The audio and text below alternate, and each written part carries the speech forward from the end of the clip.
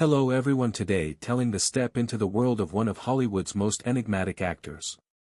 Known for his chilling portrayal of cold-blooded villains, Richard Widmark became a film legend with his unforgettable roles in Kiss of Death and Night and the City.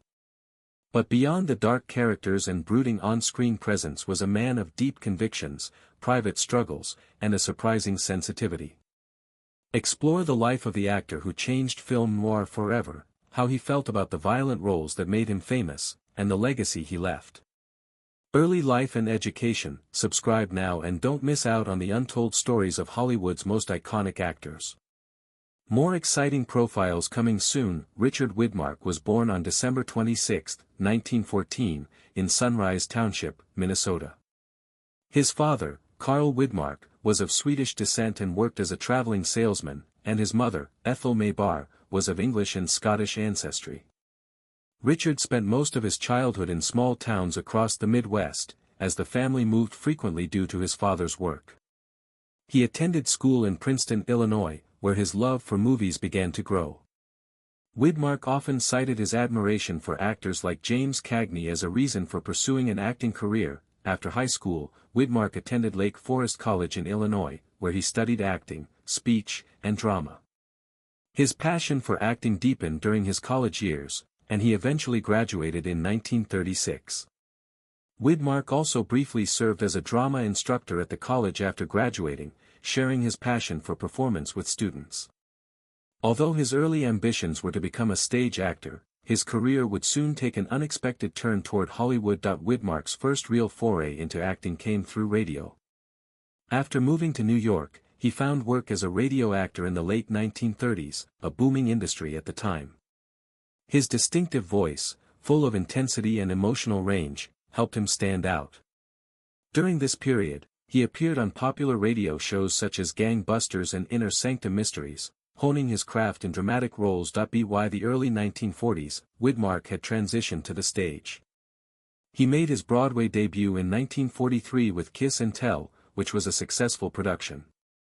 His theater work allowed him to develop his stage presence and versatility as an actor, qualities that would soon catch the attention of Hollywood talent scouts. Despite early success, Widmark's Hollywood break was delayed by World War II. Unlike many of his contemporaries, Widmark was unable to enlist due to a perforated eardrum, which kept him from military service. During the war years, he continued acting on stage and on radio, eventually earning his big break in the post-war film industry. Widmark's breakthrough role came in 1947, when he made his film debut in the crime thriller Kiss of Death, directed by Henry Hathaway. In the film, Widmark portrayed Tommy Udo, a sadistic, psychopathic gangster who quickly became one of the most memorable villains in film history. Udo's most infamous scene involved him pushing a wheelchair-bound woman down a flight of stairs while laughing maniacally. Widmark's chilling performance as Udo earned him an Academy Award nomination for Best Supporting Actor, catapulting him to fame. Despite the success, Widmark expressed discomfort with playing such violent characters.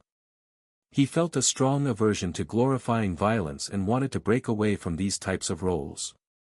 Nevertheless, his early career was defined by gritty, tough guy roles that resonated with the post-war era's fascination with film noir and crime dramas. The late 1940s and 1950s saw Widmark become a prominent figure in film noir, a genre characterized by its dark, cynical outlook on life, often featuring morally ambiguous characters and shadowy, urban settings.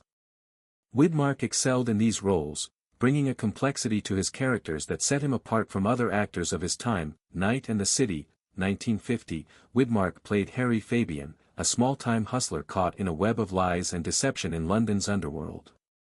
His portrayal of Fabian as a desperate, manipulative man trying to stay one step ahead of his enemies was widely praised. Panic in the Streets, 1950, directed by Elia Kazan, Widmark played a more heroic role as a public health official trying to prevent an outbreak of pneumonic plague in New Orleans.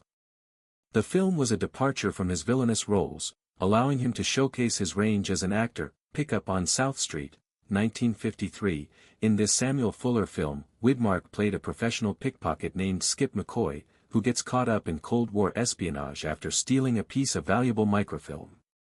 His tough guy persona was perfectly suited for the role, and the film became a classic in the film noir genre. By the late 1950s, Widmark successfully transitioned into westerns, becoming a leading man in this genre as well. His rugged features and ability to portray hard-edged characters made him a natural fit for westerns. Notable films from this period include The Alamo, 1960. In this historical epic directed by and starring John Wayne, Widmark portrayed Jim Bowie, one of the leaders of the Texan forces in the famous siege. Widmark held his own alongside Wayne and delivered a strong performance that showcased his versatility. Cheyenne Autumn, 1964, directed by John Ford, this film portrayed the struggles of Native Americans during their forced migration. Widmark played Captain Thomas Archer, a U.S. cavalry officer who becomes sympathetic to the plight of the Cheyenne people. In addition to westerns, Widmark continued to appear in dramatic films, such as Judgment at Nuremberg, 1961, in which he played Colonel Tad Lawson, a military prosecutor during the Nuremberg trials. The film, directed by Stanley Kramer, was a powerful exploration of justice, morality, and the aftermath of World War II. Widmark's performance was critically acclaimed, and the film remains a landmark in cinema history. As the 1960s and 1970s progressed, Widmark began working more frequently in television. He appeared in a number of TV movies and series, including a reprisal of his role from the film Madigan, 1968, where he played a tough New York City detective.